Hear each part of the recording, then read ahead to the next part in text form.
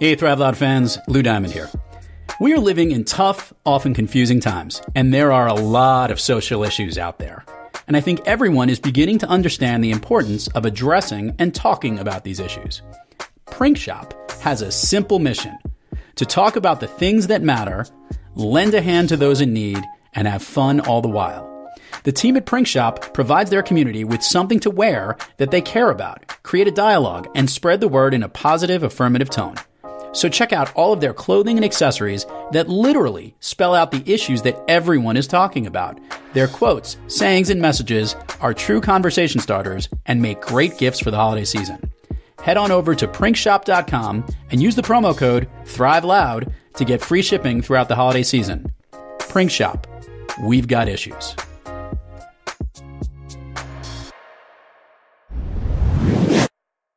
Hey Thrive Loud listeners, we're celebrating a lot of things this winter, and we wanted to say a huge thank you to all of you listeners for making our holiday season the greatest. To all of you guys, we are extending a Merry Christmas, Happy Hanukkah, Happy Kwanzaa, Happy New Year, and just overall Happy Holidays. Whatever you celebrate, your Thrive Loud family wishes you the best holiday season yet. As always, keep listening for more holiday inspirations.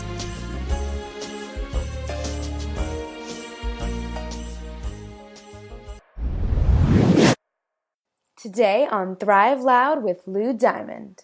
And so I see people very overworked, overwhelmed, very frustrated because they're not being able to create the lifestyle that they envision for themselves or that they really want for themselves. They're making enough, but not making enough to have that dream lifestyle. And they just frankly don't know how they could even work more or do more to create what they do want. And the missing piece that I see for a lot of people that are like that is that they're just not aligned. You don't need to play it safe. This was spectacular. And I'm going to be really honest, so I hope you don't mind. Yeah, that's what we want. And there will be bumps in the road. There will be twists and turns. You needed moxie on the floor and volume. It's the results and the connections and the improvement, the impact we have on other people's life. And that's when life becomes exciting. Who do you turn to personally to get back on the thriving track? I was really interested in how the world works. Thanks for the great introduction. It was really very simple. I just read part of your bio. Be brief, be bright, be gone. Get ready to thrive loud with Lou Diamond.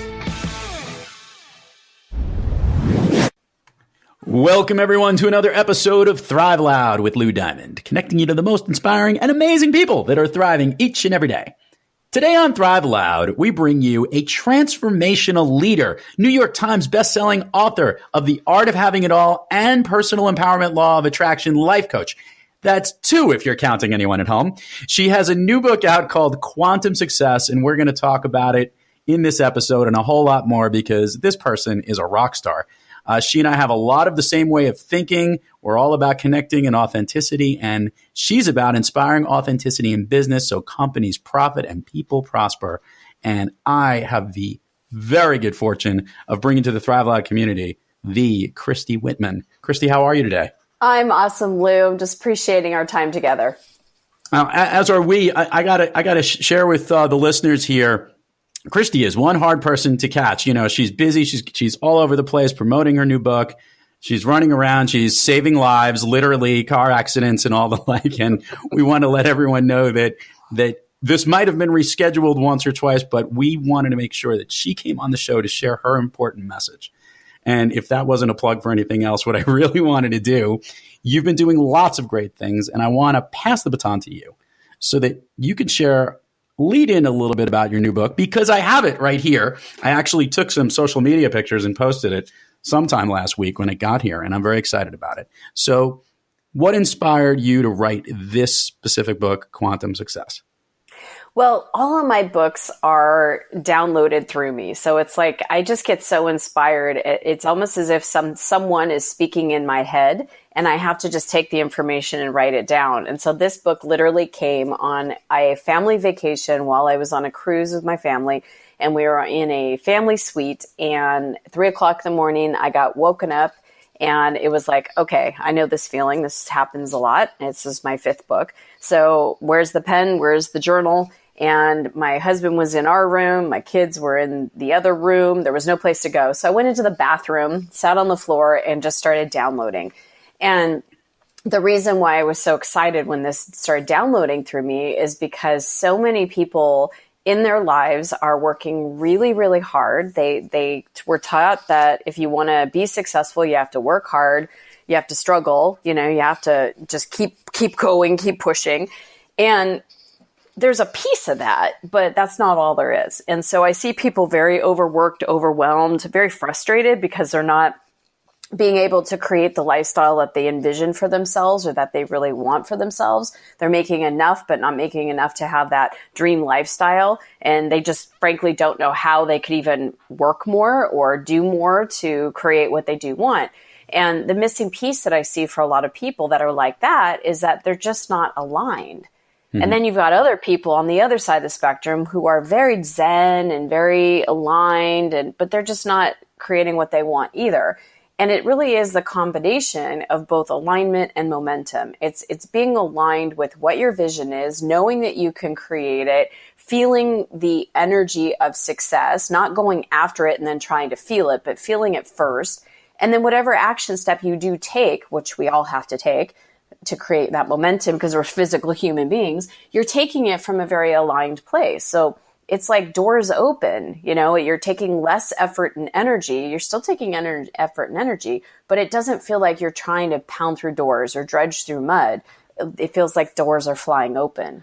So, and I totally get this. And for the Thrive Out listeners, what we need to explain, if Christy actually used to have a podcast show, and she talked a lot about a lot of this energy that we all have within us and kind of the way we go through life. And I actually love equating how people connect, the energy that happens when you connect with other individuals.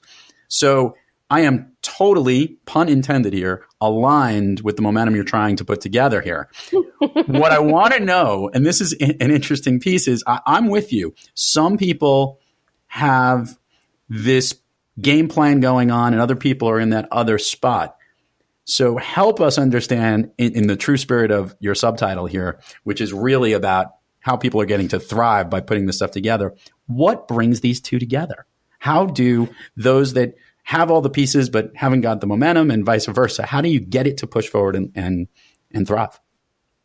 Well, the thing is, so for with all of us, we have to be mindful of the things that we are thinking, the things that we're saying, the things that we're believing. Each one of us from an energy perspective, everything is energy. And each person is like an energy tower sending out signals all day, every day by what we think, what our perspective is, what our beliefs are, what emotions or feelings that we're having, what we even say, what we do. And so those are like energetic impulses that go out into the universe. And it's a universal law. A lot of people have heard of this now by law of attraction. What you think about expands, but it's like we are sending out signals all day. And those signals are communication to the universe of what we want. And it's not woo-woo stuff. It's actually scientifically proven that the energy you send out is going to be vibrationally attracted what you will then bring back in. It might look like the people, situations, circumstances, events. They're all going to match that certain frequency.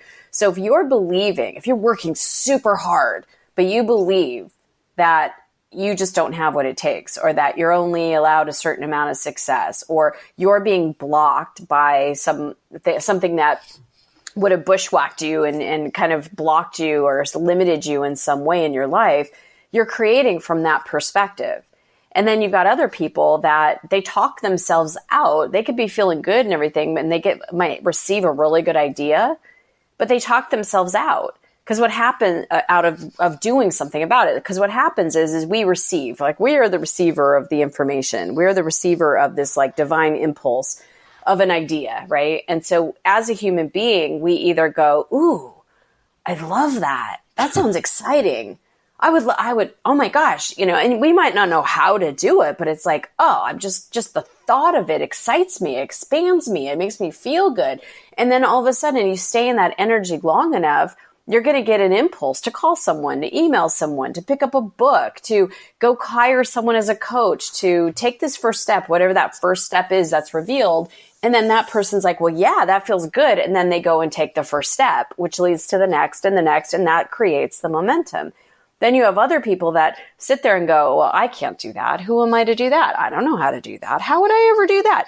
They talk themselves out of things, before they even start. They can look at down the road and seem doom and gloom and all the ways it's not going to work. So they take no action, and therefore they don't get started. So in this spirit, I want to understand the impetus, because this is really interesting. Look, people can do what they love. It doesn't necessarily mean that it always has to lead to making money.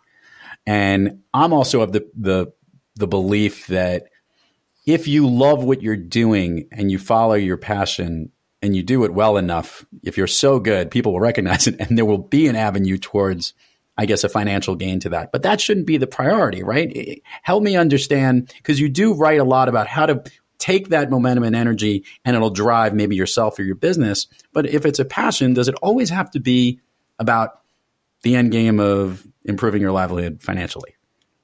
No, everything that we want as human beings, whether it's, a better business, more money in the bank, going on that vacation, attracting, our partner, getting in better health, whatever we think that we want. It could be the new car in the driveway, a new house, whatever it is, doesn't matter what our desires are.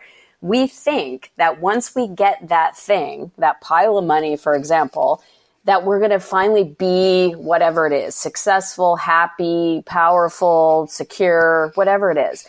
As human beings, we have learned this crazy concept of going for what we want so that we can then feel a certain way.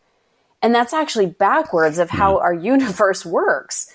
If you want to experience something, feel it first, and then you attract those things that match it. I mean, I remember years ago, I was a really successful pharmaceutical rep. I had been in sales and marketing for years. And I remember feeling like, I've gone from selling wine and alcohol to pharmaceutical drugs to Pepsi to, all these different things. And I'm like, what? It doesn't matter if I sell anything more. I'm making more money, but really, what's the meaning and the purpose of this? And I remember feeling like I have no purpose. What's the feeling of purpose and meaning? And I had to start conjuring up that feeling. I had to start feeling as if what I was doing, I was on purpose, and what it would feel like to actually feel like I had purpose. And from that feeling, what then generated and came out of it was all the different forms, because now everything I do, whether it's writing, coaching, teaching, speaking, all the things that I do in my business all come from that core place of being on purpose. But most of us go after, let me try to be on purpose. So I'll go get that new job. Maybe I'll be a doctor, or maybe I'll go make more money, and we try to run after those things. And I can't tell you how many times I've done this in my life and seen so many people. Well, if I just make this amount of money, so we bust ourselves to go make this amount of money, and we get there and we go, that wasn't it. Well, maybe if I make $100,000, even more than that. So we work harder, we push, we, to say no to the things in our lives. We get very focused on, and it's just an example of someone that's very success driven towards money because they think money is going to be the answer to all their happiness and everything. And then they get to the next level and they're like, that wasn't it.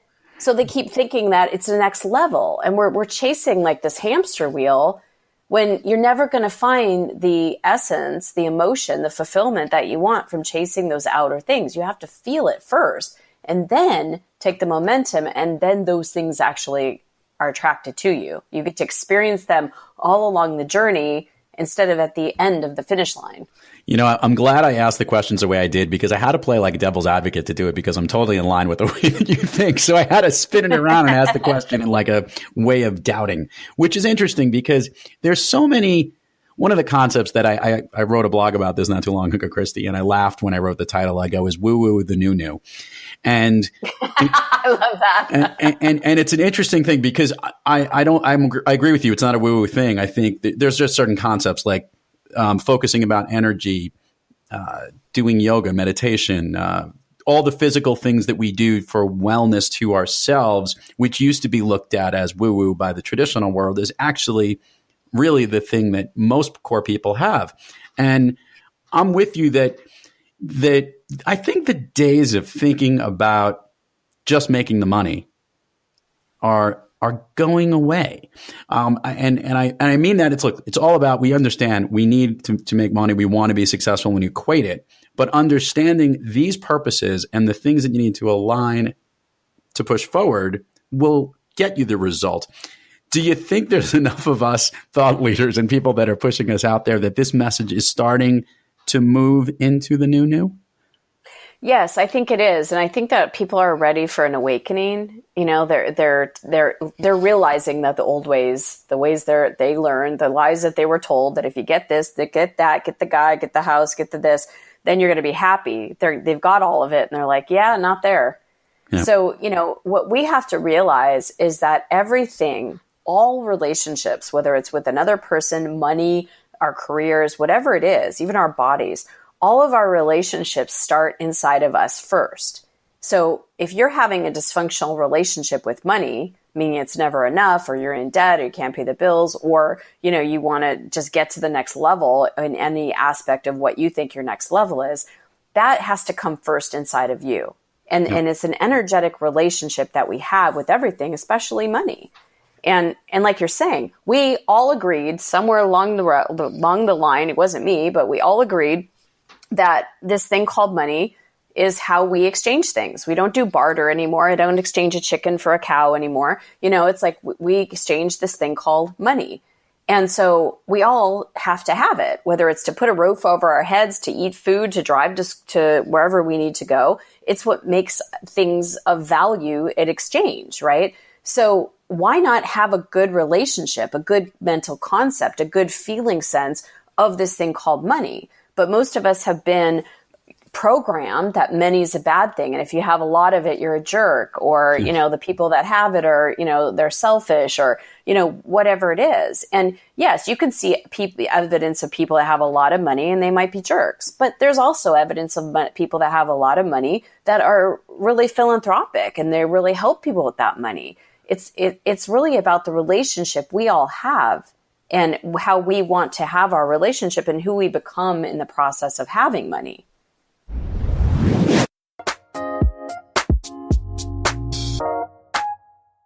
Hey Thrive Loud fans, if you're enjoying how Lou is connecting with this guest in this episode, then just imagine how impactful he can be in person. As an international speaker and consultant, Lou Diamond is all about getting organizations to thrive through the power of connecting. To learn more about how you can have Lou speak at your company, your conference, or your event, head on over to loudiamond.net and click the Book Lou Diamond link to learn more. He'll truly get everyone to thrive loud. Okay, back to the show.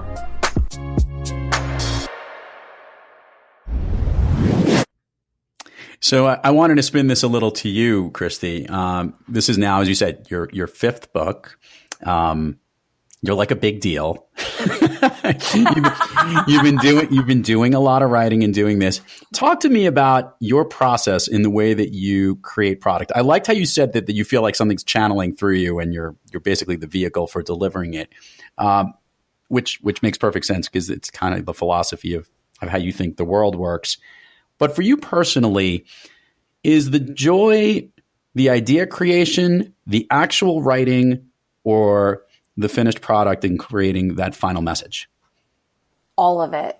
Okay. It's all of it. Yeah. I really love the creation process. I get very enlivened by the idea. Like I was saying, it's, for me, it's like when I get an idea, when I get a download, I'm like, ooh, I love that. And I just love the energy, of what it feels like to create something and the possibilities of what it can morph into. And, like having my hands in the clay, being that painter, that artist. It's like the process of actually, creating it. It feels good. And it feels good to most people that are aligned because we are part of the creator. I mean, we are all creators. We all have that living, breathing part of us that is who we are. And so that creative process for me just enlivens me. Other people might go, oh, I can't do this. What's it going to turn into? I need to know the end result, and for me, it's all along the way. It's what happens and more importantly, who I get to become in the process of creating it. That's a great way of messaging it. I love asking this question to all the guests, Christy. And if you think about days that you're not firing on all cylinders and you're not truly thriving, what practice do you seek, or what person do you seek out to get yourself back on the thriving track? That is such a good question because, and I love that you're asking that, Lou, because it's true. We're all human, right? So no matter what level of success that we've achieved, we all have those days. We all have those moments. And for me, it's really about meditating and really releasing whatever situation, problem, perspective of lack that I might be in, and doing that type of work where it's like I'm aligning back with myself. Alignment is key. And if I'm, not firing on all cylinders, as you said, or feeling lower level emotion, or just feeling misaligned, feeling like, old thought patterns or conditions or circumstances are kind of dictating my emotions or my mood or my, how I'm thinking that day, to be able to get into a space of meditation and align. Doing affirmations for me is key. But for me, I've always, as soon as I started this journey of coaching and mentoring, I have coaches and mentors, and I'm grateful because as I have evolved, as I expanded, I've attracted different new and, expanded people in my life. So I surround myself with really conscious people. And it's really great to be able to say, I'm having a thought that's just bringing me down. Can you walk me through this? And I might get a friend that just shares a different perspective for me. So having a coach or a mentor, or even friends to share that with is key for me. So I want to flip this question, and I don't normally do this, but I know from what you do, and it's similar to some of the things that I do, which is I'm so curious on how you actually deliver this. Since you do coach, speak, and mentor people, and you deliver really larger message, and you're out there witnessing an audience, and when you're interacting with an audience, when you sense that someone is not firing on all cylinders or thriving, what's your go-to to help that person engage and get them uplifted and to thrive? That's a great question, because for me, everything is energy. And so if I see someone that is not feeling good, I look at them as their inner being would look at them, meaning I look at them in the most positive light, and I try to see, even if they're being less than loving, to see the best in them and hold them only in that picture and in that vision. Because, if someone is holding you, I always love this story. If someone is like a child in a schoolroom, if a teacher is looking down at that child and thinks, oh, they're worthless, they're not going to do anything, that child is going to show up in that way. But if you take that same exact child and you put it in a classroom with the teacher that looks at them like, wow, you're brilliant, you're amazing, that child's going to thrive, right? And when I was a kid, I actually had two very different mothers. I had a mother and a godmother, and my mother called me a pain in the ass. Hopefully I can say it on your podcast. You can say that fucking all you delight. Well, now that you told me I can swear, that's a whole different thing. All right. So yeah, my mom used to call me a pain in the ass, and she never slept. She never did this. She never, would be like that. I was the one that was the problem. I was the pain in the ass. And my godmother, on the other hand, would look at me with just this precious child of God. And it was just like, she would even say that, oh, you're just a precious light, and And I remember in my 20s, I was having lunch with both of them. And my mom started on her rant. Oh, this one, she never ate, she never slept, she was such a rebel. I would tell her what to do, and she'd do the opposite, and blah, blah, blah. And then my godmother would say, oh gosh, when she come to our house, we just loved her so much. She was added such much fun. And I stopped them and I said, are you two talking about the same person? Because that's great. I showed up how they expected to see me. So I expect to see the client I'm working with in their fullness, aligned completely. I do love, by the way, how you just voiced over how everyone's mother seems to sound, when they all talk like this and that. And it's interesting because one of the things that we talk a lot about is the power of asking someone to do something versus telling them to do something. And while we were brought up learning that teachers and doctors and lawyers, we know when they would tell us something, it was fact, we just accepted it to be real. Yet, as we get older, telling somebody something every single time eventually becomes noise because we actually want to ask questions. And when we're asked, we're put into a different stage of our brain and our mind and how we react to certain things, which is why I guess, because unfortunately our parents do need to tell us a lot of things over a lot of times. And it sounds exactly like you just did, because that's how our brain processes it. We all have mothers, as we all know. Well, it's funny too, when women talk about their husbands, they all use and I do the same thing. And my husband will say, I don't talk like that. Cause I'll say, and he goes, I don't talk like that. He's like, I don't talk like Goofy. And I saw Jerry Seinfeld one time doing a stand-up comedian. He did the exact same thing. And I just looked at my husband and I said, see, all women do that. We talk like our husbands in the kind of dopey way. I think it's because we have a deeper voice is really what it is. Maybe. Or we're just really dopey, which I tell myself all the time. It's really who we want to be. We want to be the dopey one. No one wants to think all the time. So Christy, let's do the admin part right here before we get to some of the very fun things, even though it's been fun from the very beginning.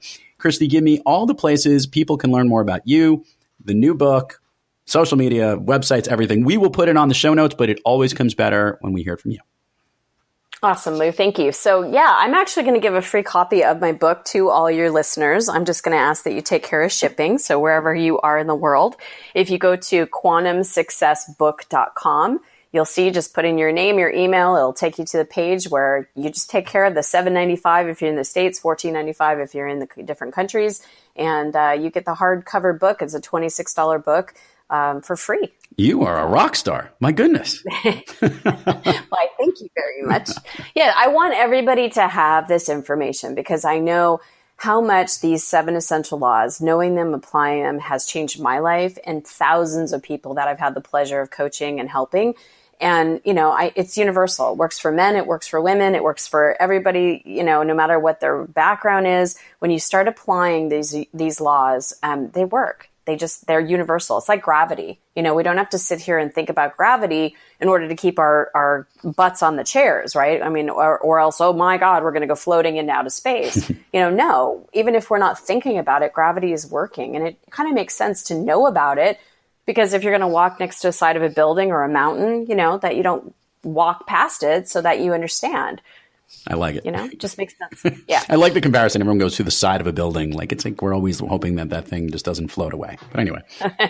Okay, so I want to ask this question, but I kind of know where the answer is going to go. What's the next big thing for Christy Whitman? Is there another book that's on the way, or is it just we're going to have to wait till the universe tells you when it's coming? No, I have 2 more books that have channeled through me. And so one of them is in the process of doing the, getting it to through a proposal to my literary agent, going through the publishing thing. And the other one is just waiting there like a redheaded stepchild waiting to, just to be birthed. So they're all being very patient. Awesome. They're all being very patient in the way that they push it out. Okay, Christy. Now, the Thrive Loud listeners need to know this, that I let the guests know ahead of time that there might be a question at the end of the show, which is related to what their all-time favorite movie is. And some people, like Christy, actually have people that book them on their shows, and they might not actually get to know that information. So I always remind them right at the beginning of an episode that I'm going to wrap up the show with the movie question. And they sit here for about 24, 25 minutes, and they all stress about it, trying to figure it out. But I'm curious to know where this goes. Christy, as I stalled so you can think a little bit with your thought, what is your all-time favorite movie? No, it's interesting that you said that because one popped in my head and I'm like, yeah, that is my favorite movie. It's The Sound of Music. Okay. I love that movie. Love that movie. I love the songs. I love the scenery. I just love the storyline. I love the story of possibility and of new birth. And so that would have to be my go-to all time. And I love a lot of movies. I have a lot of favorites, but that is definitely my top. You nailed it. That was like, bump, set, spike, perfect 10, landing on the floor. Doing great. Christy Whitman, truly a pleasure to have you on the program. Thank you so much. I think everyone should, I will send the links out for Quantum Success. We'll put the links out there so people can get the book and pay for the shipping. You should pay for the shipping, people. It's a really nice book. Actually, I'm very impressed. I'm holding it right here. I will take some pictures with it, and I'm so glad you were able to come on Thrive Loud today. Thank you so much, Lou. Thanks for having me. To all the listeners out there, thank you for joining us. And until next time, keep thriving onward and upward. And remember, be brief, be bright, be gone. You've been listening to Thrive Loud with your host, Lou Diamond. Make sure to subscribe on iTunes, Overcast, or wherever you get your podcasts. And follow us on Twitter, Facebook, and Instagram at Thrive Loud. Or find us on the web at thriveloud.com.